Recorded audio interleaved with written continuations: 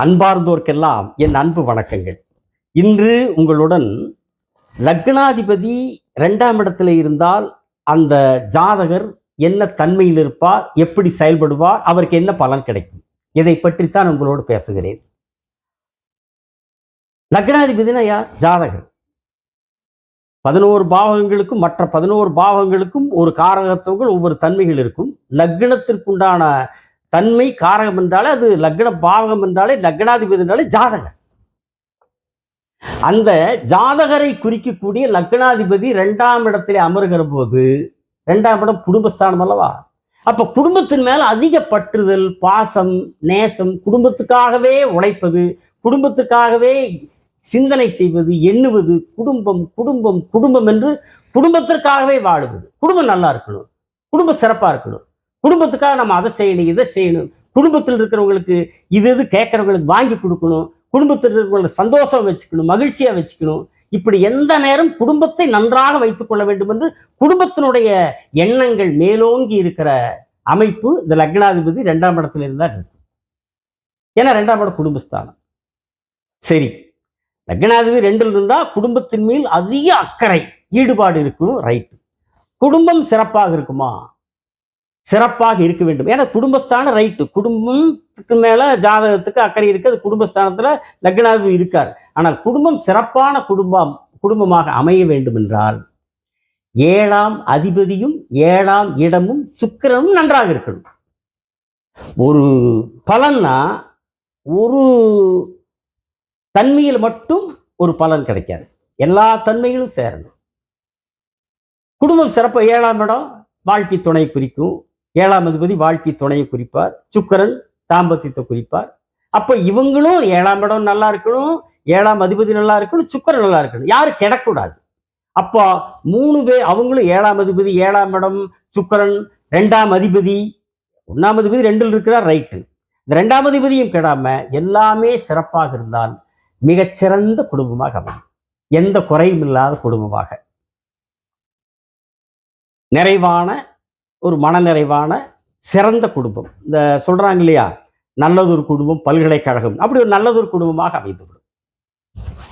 சரி, அது குடும்பஸ்தானம். அடுத்தது அது வருமான ஸ்தானம். அதே 2ஆம் இடம் வருமான ஸ்தானம். அப்ப அந்த ஜாதகர் என்ன பண்ணுவார்?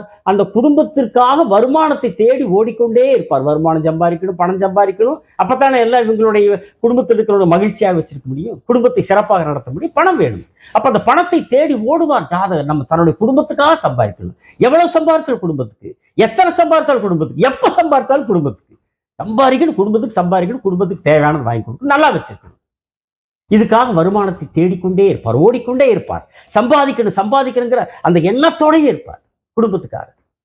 சரி, அப்போ அந்த வருமானம் அந்த அளவுக்கு தேவையான அளவுக்கு சிறந்த அளவுக்கு ஜாதகர் எதிர்பார்க்கிற அளவுக்கு நிறைவான வருமானம் வர வேண்டும் என்றால் அது வருமான ஸ்தானம் தான். ஜாதகர் அது தனத்தை கொடுக்கக்கூடிய ஸ்தானம் தான். தானாதிபதி 2ஆம் அதிபதி நல்லா இருந்தால் வருமானம் வரும். ஆனால் அது மட்டும் போதுமா? முழுமையான சிறந்த வருமானம் வரணும்னா குருவும் நல்லா இருக்கணும். அவருதான் தனக்காரகர். அவரு கிடக்கூடாது. 2ஆம் அதிபதியும் கிடக்கூடாது, தனஸ்தானாதிபதி. அப்போ நல்ல வருமானம், நிறைந்த வருமானம் வரணும்னா 2ஆம் இடத்துல லக்னாதிபதி இருந்தால் மட்டும் போதாது. 2ஆம் அதிபதியும் கிடக்கூடாது. காரகர், அவர் பாவகர். காரகர் குருவும் கிடக்கூடாது. குருவும் நல்லா இருக்கணும். இருந்தாங்கன்னா நிறைவான வருமானம். எப்படி 7ஆம் இடம் நல்லா இருந்து 7ஆம் அதிபதி நல்லா இருந்து சுக்கிரன் நல்லா இருந்தா சிறந்த குடும்பமோ, அதே மாதிரி 2ஆம் அதிபதி நல்லா இருந்து குருவு நல்லா இருந்தா சிறந்த வருமானம், நல்ல செல்வ செழிப்பான வருமானம். சரிங்களா? சரி, குடும்பத்துல சில சங்கடங்கள் எல்லாம் வர்றதுக்கு வாய்ப்பு இருக்கான்னா சுபகரங்கள் இருந்தா வராது. அசுபகரங்கள் இருக்கிறப்போ சில சங்கடங்கள் வரும். ஏன்னா எல்லா லக்னத்துக்கும் சுபகரங்களா வர்றாங்க. மேஷத்துக்கு செவ்வாய் வருவார், மகர கும்பத்துக்கு சனி வருவார், விருச்சிகத்துக்கு செவ்வாய் வருவார் இல்லையா, சிம்மத்துக்கு சூரியன் வருவார். அப்போ அவங்க 2ஆம் இடத்துல இருக்கிற போது செவ்வாய் இருக்கிறாரா, ஜாதகர் கோபமா பேசுவார். அவர்தான் ஜாதகர். அப்போ 2ஆம் இடத்துல லக்னாதிபதி இருந்தால் குடும்பத்து மேல் பற்று, வருமானத்தை தேடுவார், அதெல்லாம் ரைட். ஆனால் அவருடைய தன்மை செவ்வாய் இருந்தால் கோபம் வரும், கோபமா பேசுவார், கொஞ்சம் சங்கடங்கள் பேச்சினால குடும்பத்தில் சில பிரச்சனைகள். சூரியன் இருந்தால் அதிகாரமா பேசுவார், சனி இருந்தால் முடக்கடியே பேசுவார், பிடிச்ச பிடிவாதம் முடக்கடி. அப்ப அதனால சில சங்கடங்கள் இதெல்லாம் வரும். இதே சுபகாரங்கள் இருந்தால் அது இல்லை, அந்த பிரச்சனை எது இல்லை. இப்போ சனி இருக்கிற போது செவ்வாய் இருக்கிற போது கொஞ்சம் குடும்பம் அமையறதுக்கும் கொஞ்சம் தாமதமாகும், அந்த ஜாதகருக்கு கொஞ்சம் தாமதமாகும். சனி இருந்தால் கொஞ்சம் கூடுதலான தாமதமாகும். அதே மாதிரி சுபகிரகங்கள் இருந்தால் நல்ல பேச்சா இருக்கும். பேச்சு தானே குடும்பத்தில் பிரச்சனை வர்றது காரணம். அதனால சுபகிரகங்கள் இருக்கிறப்போ அந்த அந்த பிரச்சனை இல்லை. நல்ல குடும்பம், பல்கலைக்கழகம் தான், நல்ல பேச்சு பல்கலைக்கழகமாக இருக்கும். குரு இருந்தார்னா ஒரு ஒரு கௌரவமான ஒரு மரியாதையான பேச்சு இருக்கும், உயர்ந்த தன்மையுள்ள பேச்சு பேசுவார். சுக்கரன் இருந்தால் ஜாலியாக இருப்பார், நாக்கில் தேன் விளையாடு, நல்லா பேசுவார், இனிமையான வார்த்தை இருக்கும். இவர் புதன் இருந்தால் புத்திசாலித்தனமான பேச்சு, சுபகரகம், நல்ல பேச்சு. வளர்பிறை சந்திரனா இருந்தாலும் சுக்கரன் மாதிரியே தான், நல்ல இனிமையான பேச்சு பேசுகிறவர், சந்தோஷமா இருப்பார், மகிழ்ச்சியான குடும்பத்திற்குள்ள நல்ல வார்த்தைகளை பேசிட்டு குடும்பத்தில் ஒரு ஒரு ஹாப்பி ஒரு ஒரு ஒரு சந்தோஷம் இருக்கும். தேய்பிறை சந்திரனா இருந்தால் அப்புறம் அது சனி மாதிரி தான். அதே மாதிரி அந்த 2ஆம் இடத்துல இருக்கிற எல்லா கிரகங்களும் 7ஆம் இடத்தை 7ஆம் பார்வை 8ஆம் இடத்தை பார்க்கும். எல்லா கிரகங்களுக்கும் 7ஆம் பார்வை உண்டு. அப்ப அந்த 7ஆம் பார்வையா 8ஆம் இடத்தை பார்க்கிறப்போ சுபகிரகங்கள் பார்க்கிற போது 8ஆம் இடம் ஆயுள் ஸ்தானம் அல்லவா, ஆயுள் ஸ்தானம் நல்ல சுப ஒளி தன்மையாயிடும். யாரு? குரு பார்க்கறதுனால, சுக்கிரன் பார்க்கறதுனால, புதன் பார்க்கறதுனால, வளர்பிறை சந்திரன் பார்க்கறதுனால அந்த ஆயுள் ஸ்தானம் சிறப்பா இருக்கு, ஜாதகருக்கு ஆயுள் சிறப்பா இருக்கு. ஆனா இவங்க அசுபர்களும் பார்ப்பாங்களே, சூரியன் செவ்வாய் சனியும் பார்ப்பாங்களே. ஆனா அந்த சூரியன் செவ்வாய் சனி லக்னாதிபதிகளாக வருகிற ஜாதகத்துல சுபகிரகங்கள் அந்த 8ஆம் இடத்தை சம்பந்தப்பட்டுட்டாங்கன்னா அந்த அசுபத்தன்மை போயிருமல்லவா. இவங்களால வர்ற அசுபகிரகங்களால் வர்ற அந்த ஆயுள் ஸ்தானத்துக்கான அசுபத்தன்மை அந்த ஜாதகத்துல, ஒவ்வொரு தனிப்பட்ட ஜாதகத்துல சுபகிரகங்கள் 8ஆம் இடத்தோட இருந்தாலோ பார்த்தாலோ ஏதோ ஒரு வகையில் சம்மந்தப்பட்டுட்டா அந்த கிரகங்களால் வரக்கூடிய அசுபத்தன்மை நீங்கி விடுமல்லவா. அந்த ஒரு சிறப்பு இருக்கு. அதே மாதிரி அசுபகிரகங்கள் இப்போ சனி இப்போ 4ஆம் இடத்தை பார்ப்பார், 3ஆம் பார்வையா, 2 சிறப்பு பார்வை இருக்குல்லவா, 11ஆம் பார்த்த 10ஆம் பார்வை பார்ப்பார். அங்கேயும் அந்த ஜாதகத்தில் சுபகிரகங்கள் சம்பந்தப்படலாம். செவ்வாய் 4ஆம் பார்வையா 5ஆம் இடத்தை பார்ப்பாரு, 9ஆம் இடத்தையும் பார்ப்பார். அப்போ அதுதான் அந்த, ஏன்னா அங்க அவங்க லக்னாதிபதி மேச விருச்சத்துக்கு செவ்வாய் வந்துடுறாரு, சிம்மத்துக்கு சூரியன் வந்துடுறார், மகர கும்பத்துக்கு சனி வந்துடுறார். அப்ப அந்த ஜாதகத்துல, தனிப்பட்ட ஜாதகத்துல இந்த அசுப கிரகங்கள் சம்பந்தப்படக்கூடிய இடத்துல குருவோ சுக்கரனோ வளர்பிறை சந்திரனோ தனித்த புதனோ சம்பந்தப்பட்டுட்டா அந்த அசுப கிரகங்களால் வரக்கூடிய அசுபத்தன்மை நீங்கிவிடும். சரிங்களா? அப்போ குருவுக்கு ஒரு சிறப்பு பார்வை இருக்குது அல்லவா. அவர் 7ஆம் பார்வை இங்க பார்த்தாலும் 5 9ஆம் பார்வை பார்ப்பார் அல்லவா. 5ஆம் பார்வை 6ஆம் இடத்தை பார்ப்பாரு, ஆரோக்கியமா இருக்கும். 9ஆம் பார்வையா 10ஆம் இடத்தை பார்ப்பாரு, தொழில் ஸ்தானம்.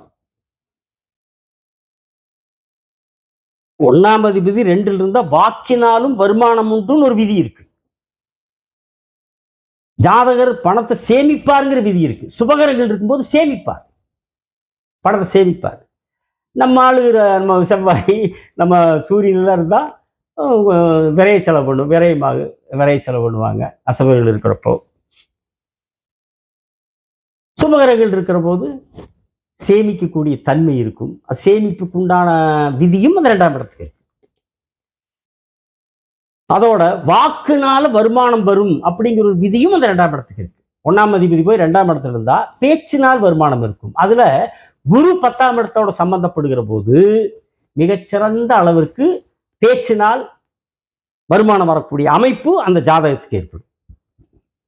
ஏதாவது ஒரு எந்த துறையில் இருக்கிறாரோ அந்த துறையில் ஆசிரியர் துறையாக இருக்கலாம், ஏதோ கல்வி ஒரு ஆசிரியரோ பேராசிரியரோ ஏதாவது ஒரு பேச்சின் மூலமாக பேசக்கூடிய அமைப்பு, ஒரு சொற்பொழிவு ஆன்மீக சொற்பொழிவாளராக கூட இருக்கலாம், ஒரு அரசியல் மேடை பேச்சாளராக இருக்கலாம், அல்லது நிர்வாகம் ஏன்னா 10ஆம் இடத்தை பார்க்குற நிர்வாகம் அல்லது நல்ல பேச்சாற்றல்னால ஜோதிடராக இருக்கலாம். பேச்சின் மூலமாக ஒரு மற்றவர்களுக்கு தன்னுடைய திறனை தன்னுடைய ஆற்றலை சொல்லக்கூடிய போதிக்கக்கூடிய அமைப்பு குரு 2ஆம் இடத்திலிருந்து 10ஆம் இடத்தை பார்க்கிற போது அந்த அமைப்பு கண்டிப்பா வாக்குஸ்தானத்திலே குரு இருந்து 10ஆம் இடமான தொழிற்ஸ்தானத்தை பார்க்கிற போது வாக்கினால் பேச்சினால் அவர்கள் தன்னுடைய திறனால் கல்வி ஆற்றலால் அதன் மூலமாக ஏன்னா பேச்சு வரணும்னா அந்த அளவுக்கு கல்வி திறன் அது பள்ளிக்கூடத்தில் ஹைஸ்கூலில் காலேஜில் படித்தா தான் படிப்புன்னு இல்லை, பொதுவாக நிறைய படித்து அந்த படிப்பாற்றல் மற்றவர்களுக்கு பயன்படக்கூடிய வகையில் தன்னுடைய ஆற்றலை வெளிப்படுத்தக்கூடிய பேச்சாற்றலாக இருக்கலாம், சொன்ன மாதிரி சொற்பொழிவாளராக இருக்கலாம்.